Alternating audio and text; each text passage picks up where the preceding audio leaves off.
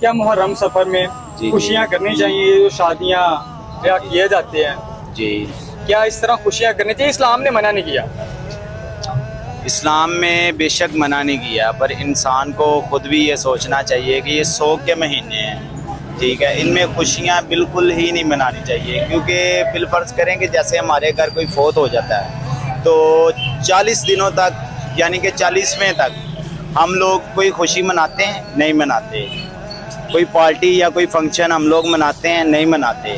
ठीक है, ये इस्लाम की खातिर जिन्होंने कुर्बानियाँ दी हैं, ठीक है, ता क़यामत तक इनका नाम रोशन रहेगा और आने वाली जितने भी लोग हैं इनका नाम क़यामत तक जिंदा रहेगा और इनका शौक क़यामत तक मनाया जाएगा। बेशक है। ठीक है। आगे हमने एक क्वेश्चन किया है एक बंदे से, उसने कहा मुझे नहीं पता, मैं अहले तशरीह नहीं हूँ।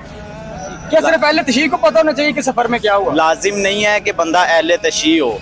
अल्हम्दुलिल्लाह हम सारे मुसलमान हैं, नबी के उम्मती हैं, कलमा उनका पढ़ते हैं। इंसान को इतना नॉलेज होना चाहिए कि यार कि अगर कोई सवाल पूछ लेता है तो बंदा उसका जवाब दे सके।